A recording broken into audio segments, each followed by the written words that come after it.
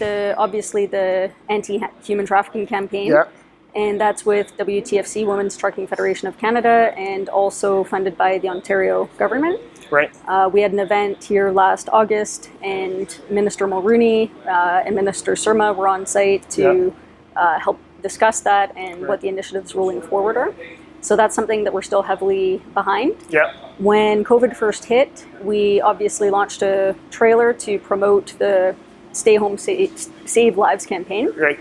And it was a 53-foot trailer with a wrap that had all our frontline medical care workers, and they were wearing their masks, and it was just to get that message out, do what we have to do to protect ourselves and the ones that we love around us. Right. So everybody doing their part. It's amazing. So how do they figure out who they're going to help? Like, I mean, you guys help so many different people, but there's millions of people in the world that need help. So how do you guys decide? Is it based on somebody like yourself who brings the cause to Sharp and says, this is dear to my heart, or is there other ways to do it? So typically, this particular cause, which is Cure SPG 50, it's to help a little boy in Canada. It's the only child in Canada with a neurodegenerative disease. Okay, so specifically for that. Okay. Right.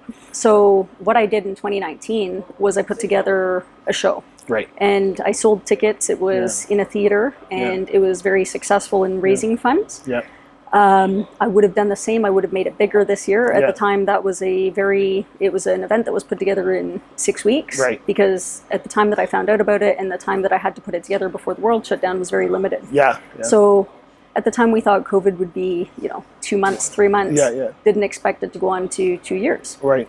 This family and the Canadian Registered Charity had a year of events lined up that were all canceled, right?